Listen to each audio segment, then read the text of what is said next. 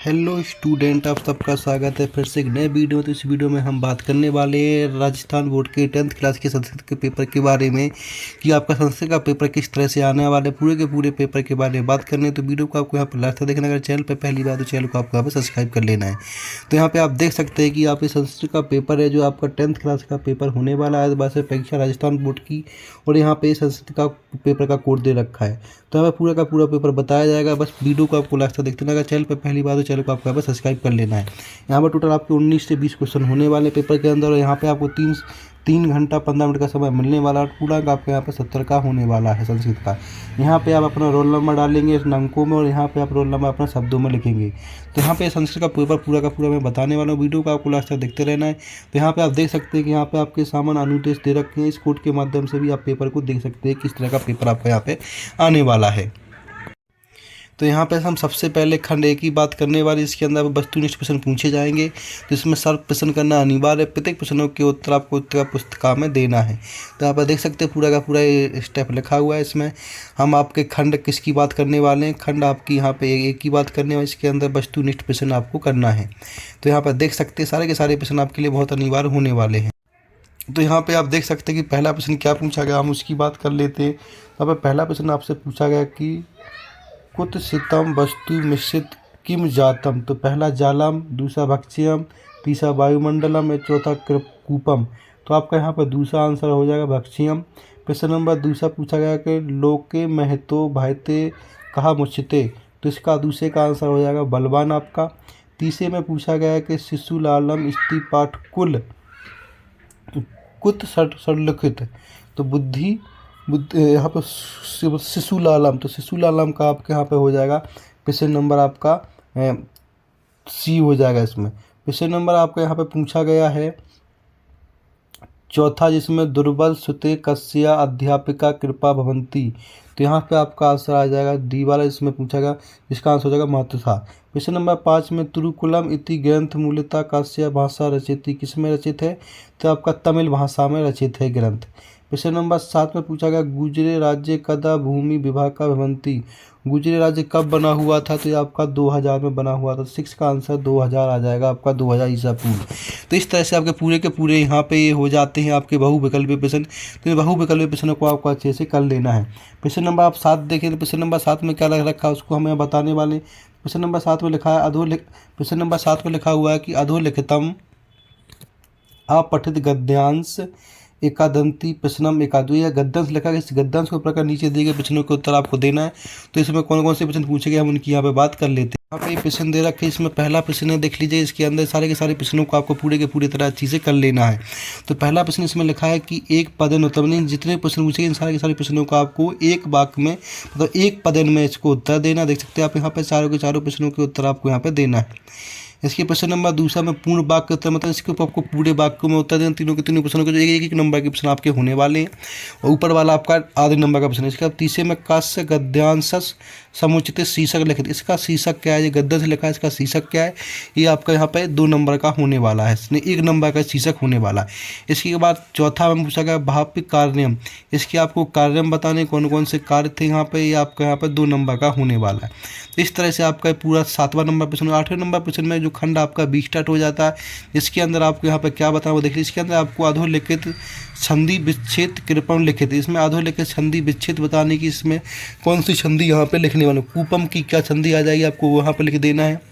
ठीक है, दूसरा देख लीजिएगा। दूसरा में यहाँ पे आधा लिखा हो, इसका आधा और आपको लिखना है। इस तरह से आपके पूरा का पूरा लिखना है। इसमें लिखा है अपी, तो नीचे क्या आ जाएगा कौप। इसके यहाँ पर चित्त लिखा है, तो यहाँ पे क्या हो जाएगा सच, सच प्लस चित्त। इस तरह से 9 में अधोलिखित संधि पद त्वचा लिखित। तो यहाँ पे संधि पद लिखे हुए हैं, इनको पूरा करना है आपको। तो इसमें क्या आ जाएगा, तो यहाँ पे आपका इसका आंसर क्या होने वाला है। इसके दूसरे देख सकते हैं शब्द। प्रश्न नंबर 10 में अधोलिखित समस्त पदम विग्रह अथवा विग्रह पदन समास कृपम समास से नाम लिखित। तो इन दोनों के दोनों का आपको इसका समास विग्रह करना, और इनका समास का नाम मतलब कौन सा इसमें समास हो जाएगा। दूसरे में मलयन साहित्यम। इसके बाद प्रश्न नंबर 11 देखेंगे। प्रश्न नंबर 11 में क्या पूछा गया, प्रश्न नंबर 11 की हम यहाँ पे बात कर लेते हैं। प्रश्न नंबर 11 देखिए, इसमें लिखा है अधोलिखितम वाक्य रेखा कुंडम विभक्ति त्वरकारम व चालिखितम। तो इनकी आपको यहाँ पर रेखा खंडित भागों के यहाँ पे विभक्ति बतानी, दोनों के दोनों की विभक्ति आपको यहाँ पे बतानी है। प्रश्न नंबर 12 में जो यहाँ पर कोष्टक में लिखे गए शब्द उनके यहाँ पे आपको भर देना है रिक्त स्थान। तो यहाँ पे देख सकते हैं इसमें क्या आ सकता है वो आपको यहाँ पे भर देना है। जैसे पहले में लोक हितम मम, इसके सारे के सारे भर दें। इसके बाद दूसरे में सा मधुर गायत्री, तो यहाँ पे क्या सा बालक मधुर गायत्री, इस तरह से आपको यहाँ पे सारे के सारे प्रश्न भर देने हैं। तो प्रश्न नंबर 12 आपका पूरा हो जाता है। प्रश्न नंबर 13 देख लीजिएगा। तो प्रश्न नंबर 13 में आपसे क्या पूछेगा उसकी बात। प्रश्न नंबर 13 पूछेगा मज्जु पाया प्रत्यते अव्यय पदे रिक्त स्थानम पूति। जो यहाँ पे आपके पुस्तक के अंदर रिक्त स्थान, इन रिक्त स्थानों को आपको यहाँ पे भर देना। पहले में क्या आएगा, दूसरे में क्या आएगा, तीसरे में क्या आएगा और चौथे में क्या। इस तरह से आपको सारे के सारे फिल इन द ब्लैंक्स यहाँ पे भर देने प्रश्न नंबर 13 के।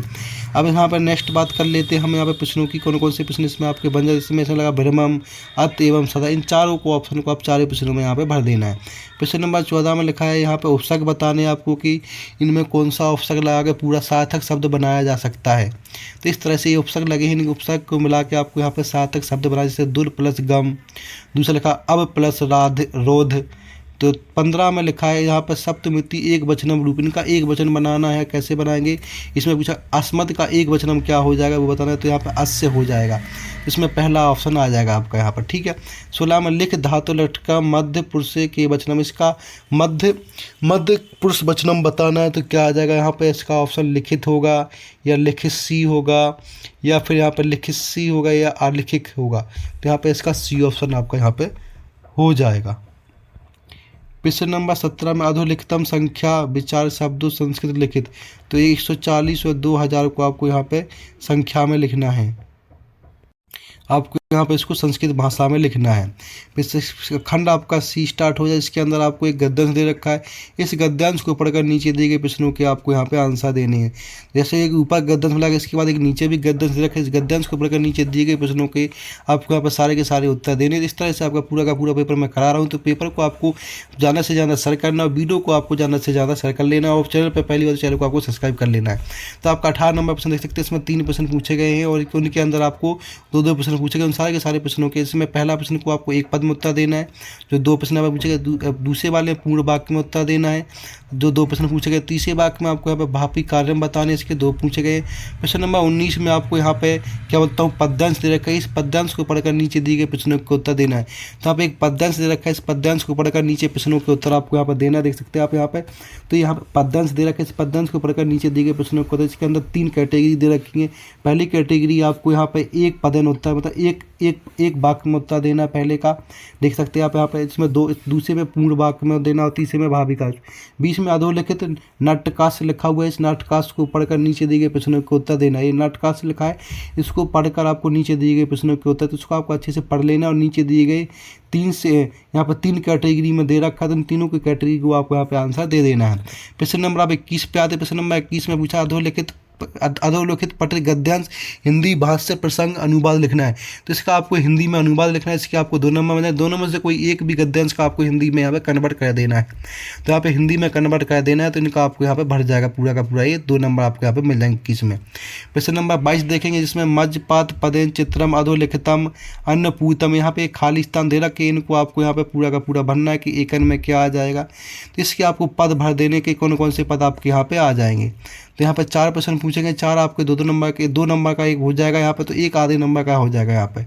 प्रश्न नंबर 23 देखिए, इसमें लिखा है अधोलिखित वाक्य रेखम प्रश्न निर्माण। तो प्रश्न पूछ रहा किन प्रश्नों के आपको यहाँ पे उत्तर देना। 4 प्रश्न पूछेंगे, जो 1-1 नंबर के प्रश्न आपके यहाँ पे होने वाले। तो इन सारे के सारे प्रश्नों के आपको होता है। इसके प्रश्न नंबर 22 में आपसे यहाँ पे जो यहाँ पर लिख रखा है मैचिंग मिलानी है, मतलब समान, जो यहाँ पर समान अर्थ के पद मैचिंग मिलानी, जो आपके यहाँ पे 2 नंबर की होने वाली है। प्रश्न नंबर 25 देख सकते हैं, इसमें आपको पूछा गया है। प्रश्न नंबर 25 देख लीजिएगा, जिसमें आपसे स्वयं पाठ्य पुस्तक श्लोक लिखित लिखना है, मतलब कि स्वयं की पुस्तक से एक श्लोक लिख लेना है आपको, जो 2 नंबर का होने वाला है।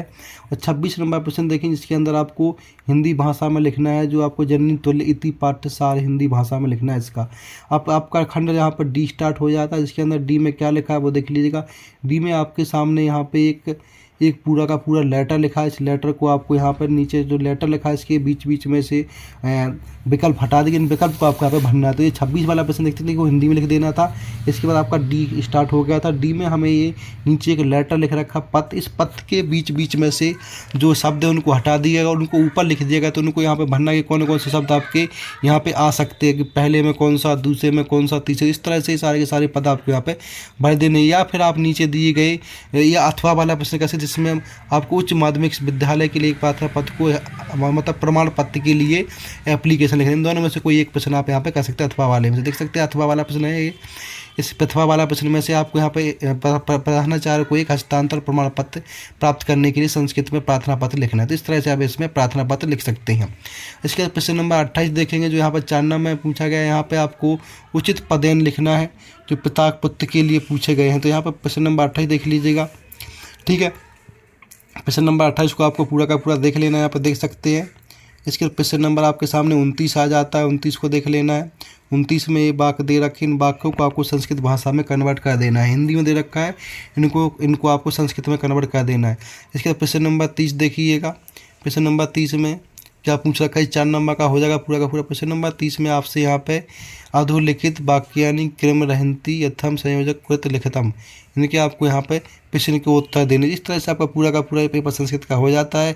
ऐसी इंपोर्टेंट अपडेट के चैनल को लाइक कर सब्सक्राइब कर, वीडियो को ज़्यादा से ज़्यादा शेयर करके इसका PDF टेलीग्राम ज्वाइन करिए, वहाँ से आपको इसका PDF मिल जाएगा। और अगर चैनल पर पहली बार तो चैनल को लाइक कर सब्सक्राइब कर, वीडियो को ज़्यादा से ज़्यादा शेयर करें।